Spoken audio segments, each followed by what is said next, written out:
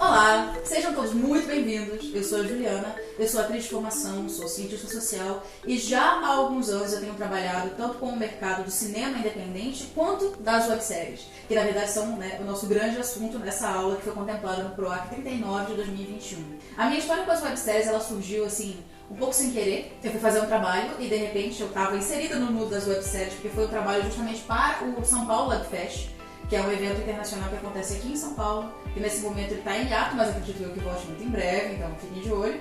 E também, desde então eu tenho trabalhado no Rio Webfest, faz 5, 6 anos que eu faço parte da equipe, então eu tenho visto como a produção brasileira está evoluindo, como a produção internacional também está criando novas tendências, e como a partir disso estamos desenvolvendo uma linguagem muito própria, feita para a internet. Se você quer entender um pouquinho mais sobre como isso funciona, receber algumas dicas muito legais, modéstia à parte, e conhecer pessoas que estão trabalhando nessa área nesse momento, assista essa aula até o final.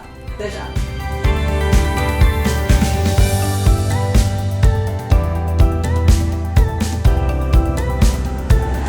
A websérie é um formato seriado, audiovisual, feito para a internet, que não exige que você siga normas particulares do cinema. O que eu quero dizer com isso? Quer dizer que se você não tem uma câmera, se você não tem um equipamento profissional para fazer, você ainda consegue fazer o seu trabalho. Inclusive a gente vai falar sobre isso hoje. Eu vou mostrar algumas coisas dos meus trabalhos que eu já fiz usando câmeras, é verdade, mas vou mostrar para vocês como é que vocês podem usar o celular de vocês como se fosse uma câmera profissional para criar conteúdos que podem ir para a web. Então, bora lá? Qual é a importância do nicho quando a gente fala sobre produção independente?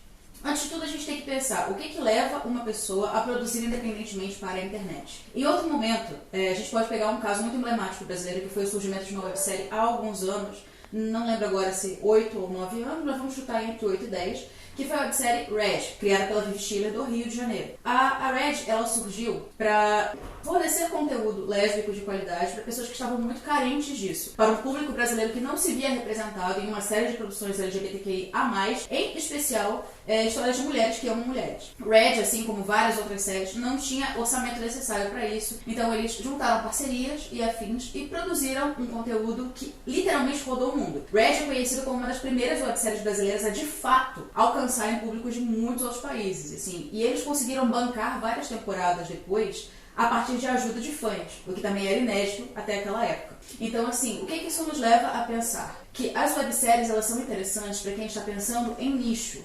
Ou seja, se você sempre quis se ver representado em alguma coisa e não conseguiu, talvez esse seja um ponto de partida muito interessante para você. E assim, não é incomum que dentro desse mundo independente, minorias e pessoas que em geral não encontram coisas sobre si mesmas comecem a falar sobre as suas vivências, experiências e desejos, né? O que eu quero dizer com desejos?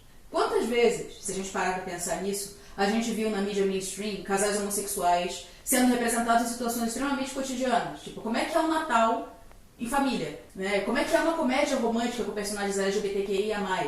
Em que circunstâncias personagens negros jamais se veem representados no cinema? Quais são os estereótipos que devem ser quebrados a partir disso e como eles não estão representados no cinema hegemônico? A websérie entra aí. Então, o que acontece? Se você não sabe por onde começar, pense sobre as suas vivências. Pense sobre aquilo que te move e aquilo que você gostaria de ver. Porque eu garanto pra você que tem outras pessoas que também gostariam de ver essas histórias e elas não sabem onde procurar. E é aí que você entra. O nicho, ele é fundamental quando a gente fala sobre produtos audiovisuais. Como todo, é verdade, né? Porque tudo nessa vida tem público-alvo. Mas assim, quando pensamos sobre o independente, a gente está falando sobre um nicho ainda mais específico. Porque as pessoas muitas vezes preferem assistir conteúdos independentes que não necessariamente são incríveis em termos técnicos, mas têm boas histórias, bons personagens, boas mensagens. Elas abrem mão de conteúdos profissionais feitos com uma quantidade imensa de dinheiro para assistir esses conteúdos que, entre muitas aspas, são amadores. Mentiram pra vocês, tá? Então, nicho. Pense sobre nicho. Se você tem dúvida de qual é o seu primeiro passo, eu garanto que é esse. Quando a gente fala sobre formato, em outro momento a gente acreditava que a maior parte dos formatos para a internet deveriam ser na horizontal. Assim, tanto que na verdade a maior parte dos conteúdos que surgiram lá no início, e assim até agora na verdade isso ainda é um formato muito comum, são os conteúdos na horizontal, que seguem um pouco a lógica do cinema. O interessante da gente pensar nisso tudo, porém, é o seguinte: boa parte das pessoas acessa a internet diretamente pelo celular. Muitas. vou colocar aqui em algum lugar da tela, algumas notícias falando sobre isso, porque a maior parte dos brasileiros acessa a internet diretamente do telefone. O que isso significa para você? Bom, é só a gente pensar que boa parte das pessoas que estão fazendo sucesso, inclusive sendo alçadas da internet para outros lugares, vem por meio das redes sociais e tem investido muito em conteúdo vertical. Estou tentando te convencer a fazer conteúdo vertical? Não. Eu acho que você tem que testar e ver aquilo que mais se adequa ao que você espera, ao que você gosta e aos formatos que você deseja experimentar. Porém, nós temos hoje a possibilidade muito viável de criar conteúdos que podem ser vistos no telefone e geralmente esses conteúdos são menores. Você já deve ter reparado que os Reels do Instagram têm até 1 minuto e meio, né? Assim, no momento que estamos gravando, eles têm 1 minuto e meio, que será, não sabemos o que será amanhã. Mas você tem esses formatos específicos para a internet que são geralmente menores e são interessantes para quem está te vendo quando está, sei lá, indo para o trabalho, entrando no ônibus, qualquer coisa parecida. Então, pode ser interessante para você que está sem orçamento e quer criar alguma coisa, mas isso não te impede, contudo, de criar coisas horizontais, porque elas ainda são muito populares e sempre serão, na minha humilde opinião. Quando a gente entra nas plataformas de streaming, quando a gente assiste uma série de outras coisas, a gente ainda prefere o formato horizontal. Mas se estamos falando de conteúdo web, a vertical é sim uma possibilidade muito interessante. Vamos, por exemplo? Conteúdos verticais interessantes. Há algum tempo surgiu na internet uma verdadeira febre chamada Fake Live. O que é o Fake Live? É uma série criada para o Instagram. Os episódios têm em torno de 5 a 7 minutos. Ela foi criada pelo Alexandre Paz Leme e protagonizada pela irmã dele, que é a Fernanda Paz Leme. E tudo é feito de forma a criar uma narrativa através do celular. O que isso significa? A gente vê a protagonista conversando com o telefone, muitas vezes é com a câmera frontal mesmo, que a gente sabe que não é muito interessante para muitas coisas, mas nesse caso funcionou muito bem. O que comprova que a experimentação é uma possibilidade incrível quando a gente está falando sobre webséries. E assim, se a gente for pensar realmente, esse tipo de escolha artística impede a gente de gastar dinheiro com outros equipamentos, digamos assim. Quer dizer que é feito de qualquer jeito? De maneira alguma. A genialidade é como você pode pegar alguma coisa simples e transformar isso numa coisa completamente inovadora. E dá. Fica a minha recomendação do Fake Live aqui, que eu vou tentar colocar lá embaixo na descrição para você dar uma olhadinha. Essa é a única possibilidade narrativa? Não. Nós temos hoje séries pequenas no TikTok, no Kawaii, Inclusive o Kawaii está investindo muito nisso, então fique de olho. Vou colocar também alguns exemplos aqui em algum lugar da tela. E a gente vai olhar para essas possibilidades de criação. E qual é a melhor forma de ver isso?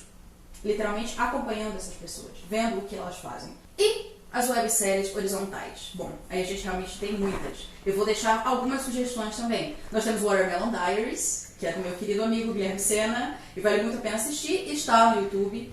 Ela é uma série toda feita na horizontal. Nós temos algumas séries que são estrangeiras, porém feitas por brasileiros, como as séries do Canal Demais, que também é interessante dar uma olhada. E nós temos uma verdadeira febre que seria impossível não descrever, que são as séries da pontuação, como a Stupid Wife, que foi baseada num trabalho de fanfic. Sim, para vocês verem como as possibilidades narrativas são realmente incríveis. E Stupid Wife, até a última vez que eu chequei, tinha episódios com 4 milhões de visualizações. Então, as potencialidades da internet são reais. Recomendo que todo mundo dê uma olhadinha nisso tudo, porque, além de tudo, é um grandíssimo aprendizado. E vale muito a pena. Quando a gente fala sobre roteiro audiovisual, a gente tem uma série de regras que são muitíssimo utilizadas pelo cinema hollywoodiano, principalmente, e que a gente meio que convencionou como o normal.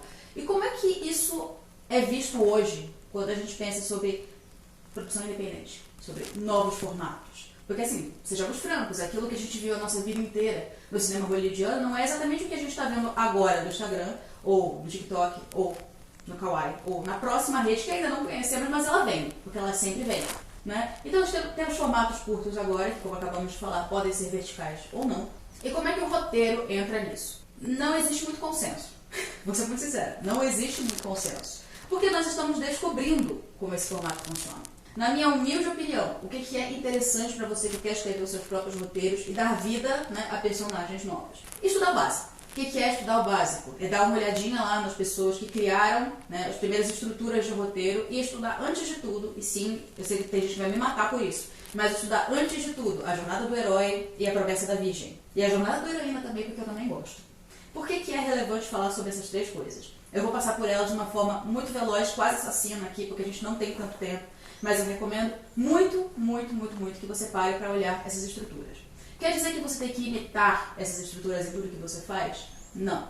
Mas quando você entende como grandes coisas do cinema foram feitas, e aqui realmente posso dizer, já adiantar que a jornada do herói você deve ter visto milhões de vezes na Marvel, no Senhor dos Anéis, em Harry Potter, Star Wars e uma série de outras, né? Porque isso faz muito parte da nossa cultura pop, né? E dessa forma de contar histórias ocidental, principalmente, de novo, hollywoodiana.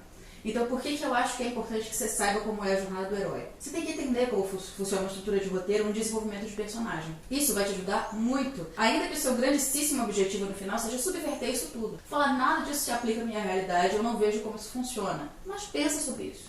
A jornada do herói, também chamada de monomito, foi esquematizada por Joseph Campbell em 1949, no livro Herói de Mil Faces. Ela originalmente tem 18 etapas e foi construída após o autor perceber que havia uma estrutura que se repetia em histórias contadas em vários lugares do mundo em muitas épocas diferentes. A jornada do herói no cinema foi esquematizada por Christopher Vogler, que publicou um livro chamado Jornada do Escritor. Ele condensou ideias e criou 12 passos, que a gente vai olhar bem rapidinho agora. Para você se aprofundar nisso, eu recomendo que você dê uma olhada no YouTube, porque tem muito conteúdo sobre, ou no site da Tertúlia Narrativa, que é um coletivo de roteiristas. Eu vou deixar no link da descrição algumas sugestões para você se aprofundar. A jornada do herói, como você pode ver aí na tela, começa com um mundo comum. Nele, o personagem principal é apresentado. A gente entende a sua vida, os seus pontos fracos e a realidade dele que está prestes a ser mudada. Vem então o chamado à aventura. A vida do protagonista é abalada por uma notícia ou por uma circunstância e ele é chamado a sair desse mundo comum. Mas ele tem medo.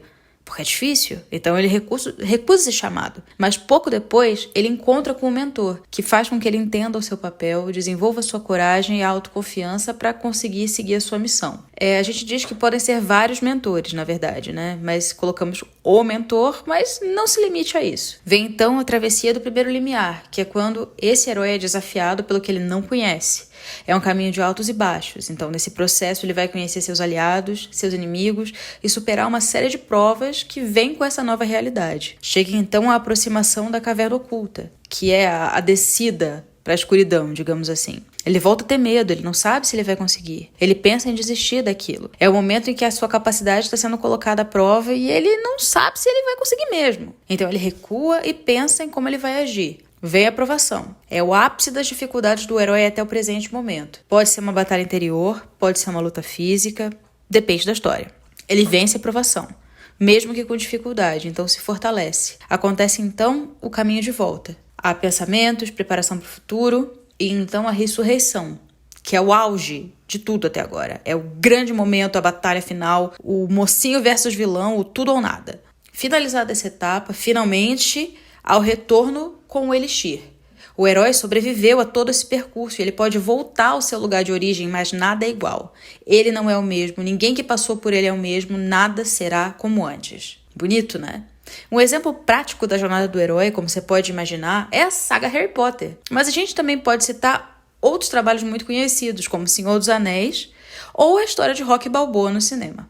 A jornada da heroína foi criada em 1990 pela autora Maureen Murdock. Ela foi criada em resposta ao modelo de Joseph Campbell, na verdade. Ou seja, ela não acreditava que o modelo original da jornada do herói seria capaz de abordar a jornada específica das mulheres na sociedade contemporânea. Essa jornada ela não começa com um mundo comum, mas com uma separação inicial dos valores femininos. Ou seja, a nossa heroína, nossa protagonista, ela busca reconhecimento em uma cultura que é patriarcal. O feminino, então, não é reconhecido, é inferiorizado. Ela entende, então, que precisa abraçar esse masculino. Vem a segunda etapa. Durante esse processo de identificação com o masculino, ela conhece o mentor, que faz com que ela tenha ajuda nos momentos mais difíceis. Pode ser um homem, geralmente é, mas muitas vezes também é uma mulher que tem aspectos masculinos que são muito bem definidos. Na estrada das provações, ela coloca em xeque todas as suas percepções relacionadas à inferioridade da mulher e os conceitos relacionados à necessidade do amor romântico, dependência ou a própria fragilidade. Há então a conquista do sucesso. E esse sucesso pode ser muita coisa. Pode ser bem material, pode ser fama. De novo, depende da história. Apesar dela ter chegado onde ela queria, tem um vazio terrível. E esse vazio dá origem a uma aridez espiritual. A nossa heroína não se reconhece mais. Ela conquistou tudo, mas quem é ela? Ela se entristece, então. Vem a iniciação e a descida para a deusa, que a gente também pode chamar de a noite escura da alma, um período de depressão, de interiorização profunda. Há uma busca desesperada por aquilo que foi perdido pelo caminho. Vem, então, uma reconexão com o feminino que é urgente, mas ela não sabe por onde ir, ela está num espaço patriarcal. Ela permite que a sua intuição faça com que ela vá adiante, que ela consiga chegar ao lugar onde ela precisa ir. Nesse momento, ela perdoa ou é perdoada, ela abandona o rancor, abandona o ódio e recupera os laços femininos. Isso também faz com que ela note que existe um masculino muito ferido aí também, que é oprimido da mesma forma, quer dizer, da mesma forma não, né? Obviamente, mas também é oprimido na sociedade onde ela está. Nesse momento, acontece a integração entre o masculino e o feminino, que faz com que ela se torne uma pessoa plena. A gente consegue perceber que, embora essa jornada também possa ser física, ela está muito relacionada a uma jornada interna. É um desenvolvimento dessa personagem em busca dela mesma. E, de novo, também pode ser uma jornada física, porque um grande exemplo da jornada da heroína é justamente Mulan. Porque, se você assistiu o filme, você sabe que a China entra em guerra, ela rouba a armadura do pai e ela finge ser um homem para defender a família, ser respeitada e então conquistar a honra que ela tanto deseja. Esse reconhecimento pela sua comunidade. Mas aí então, vou dar um spoiler, ela percebe que ela não precisa ser um homem para fazer isso tudo. E ela integra essas polaridades e se torna um ser humano pleno. A Promessa da Virgem, por fim, ela foi proposta pela escritora Kim Hudson. Ela fez um estudo bem grande sobre contos de fadas e percebeu que neles tem muitos padrões e arquétipos específicos que se repetem. Enquanto a jornada do herói é externa, como a gente já comentou, a jornada da Virgem é majoritariamente interna, ou seja, ela pode passar por um processo gigante de transformação sem precisar sair do bairro onde ela está. Por exemplo, não necessariamente a exigência de uma jornada física.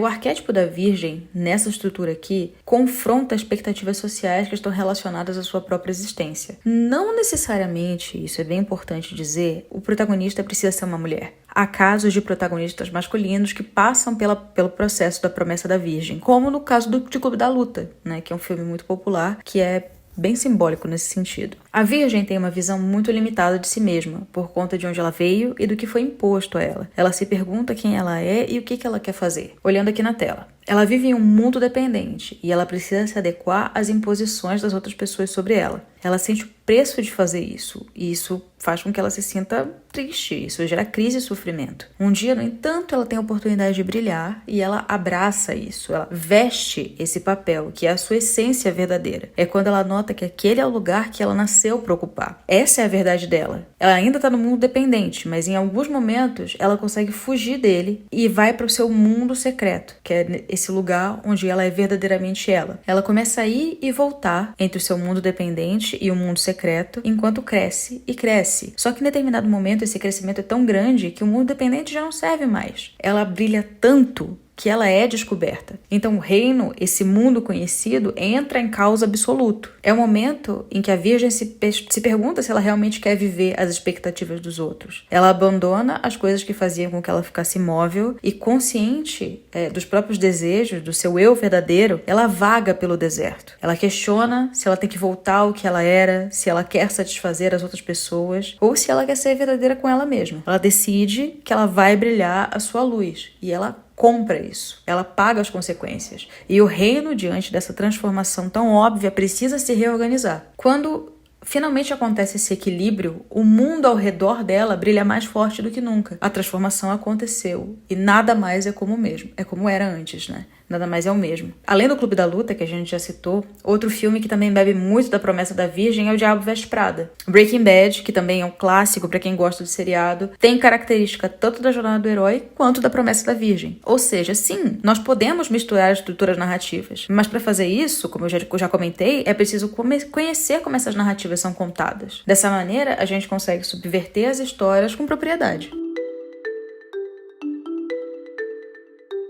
Agora a gente vai falar muito rapidamente sobre ângulos. O que são ângulos, né? São as formas como a gente escolhe olhar determinadas cenas dentro do cinema. Sim, aquilo que eu vou falar está levando em consideração produtos audiovisuais meio padrões, digamos assim, ou seja, seguindo planos que são usados no cinema. Significa que você tem que usá-los? Não. Significa que eles vão ser usados da mesma forma em experimentos audiovisuais verticais? Não. É útil para você? Eu não tenho dúvidas disso. Eu acredito que a gente tem que conhecer como as coisas são para conseguir subverter todas essas estruturas. Então, vamos lá. Eu tomei a liberdade de pegar algumas partes de uma websérie que eu fiz, que chamam Que Veio do 10º Andar, que se ainda não está disponível, logo estará, então dá uma procurada lá no YouTube que você vai encontrar. E a gente vai usar esse produto audiovisual independente que eu criei pra gente pensar um pouquinho mais de como essas estruturas funcionam, beleza? Bora lá! Esse aqui a gente chama de plano geral, que também pode ser um plano aberto.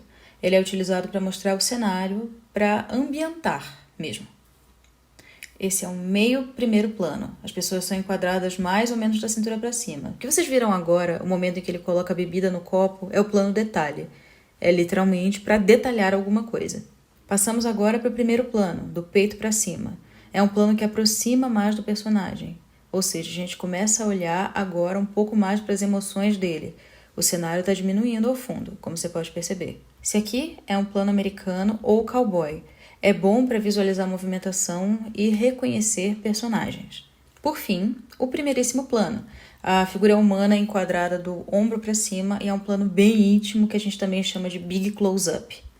Esses são alguns dos planos que existem, são vários. Vou deixar mais links na descrição para vocês. Quando a gente fala sobre edição, a gente pensa sobre ilhas de edição, né? Sobre coisas que exigem um certo equipamento e um certo financeiro que para muitos de nós que estamos começando no cinema independente ou queremos criar sem grandes patrocínios ainda é inviável. O que a gente faz? A gente desiste? Não. A gente usa aplicativos. Os aplicativos ajudam muito nessa hora, né? Um deles é o CapCut e é justamente sobre ele que eu vou falar. Depois que você fizer o download do CapCut, você vai abrir o aplicativo e vai se deparar com essa interface aqui. O que é que a gente vai fazer nesse primeiro momento? A gente vai clicar sobre novo projeto e vai selecionar o vídeo que a gente gostaria de editar. Aqui, abrir um dos vídeos da aula de hoje e a gente dá uma olhadinha aqui nas opções que estão disponíveis no CapCut, lá embaixo. Edição de vídeo, edição de áudio, colocação de texto, stickers, formato. Vamos começar pelo formato, aliás. Caso você queira fazer alguma alteração do vídeo de formato, você consegue fazer isso de uma maneira bem simples. Mas uma dica, se o seu conteúdo é vertical, grava na vertical já, tá? Facilita bastante. Outra opção, filtros. Você pode alterar a cor para uma coisa bem dramática, para uma coisa bem conceitual. Esse preto e branco ficou sensacional aqui. Mas eu deixei do jeito que estava, porque, né, é só pra gente dar uma olhadinha nas possibilidades de filtros disponibilizados pelo CapCut.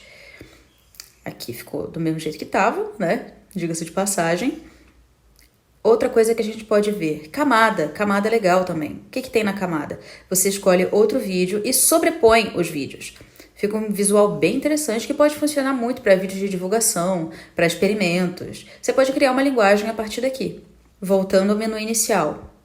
A gente pode mexer em outras coisas. Digamos que você queira fazer um vídeo bem para o público jovem ou tem uma websérie que fala sobre linguagem internética. Você pode adicionar uns stickers também. Fica bem bonitinho e tem muitas opções interessantes. Mas uma das coisas que eu mais gosto sobre o CapCut são as legendas automáticas. Você com certeza já viu essas legendas nas redes sociais. Elas facilitam muito a vida das pessoas que por alguma razão não conseguem ligar o áudio ou daquelas pessoas que precisam das legendas para conseguir, né, entender aquilo que você está falando. É uma ferramenta bem legal para os dias de hoje e, né, economiza muito tempo, como você pode ver aí. Saindo dessa parte das legendas, a gente está com um vídeo um pouquinho conceitual, mas que pode ser interessante. Você consegue vê-lo mais ou menos ali. Temos opções de velocidade e afins, que você pode testar também. E o que eu sugiro? Achou uma parte do vídeo estranha? Quer otimizar o corte? Quer fazer uma coisa diferenciada? Clica em editar e dividir. E vai testando para ver como as coisas se encaixam. Existem outras funcionalidades de edição bem interessantes ali. A gente pode fazer ajuste de brilho, de contraste, estabilizar as imagens que não estão tão estabilizadas, fazer efeitos de voz, congelamento, reverso, que é quando a gente vira o vídeo ao contrário. Tem ali, ó, com o recorte como apareceu, você pode editar o fundo do vídeo, de alguns vídeos. São muitas funções. E o que eu recomendo é que você vá testando todas elas.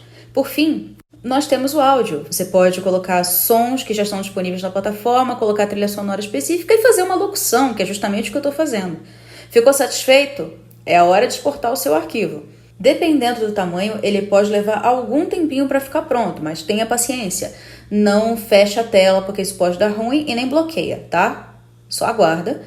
Pronto! E agora, o que é que você faz? Depende. Você pode compartilhar diretamente nas suas redes sociais, como o Instagram e o TikTok, colocar no Facebook e mandar para os amigos do WhatsApp.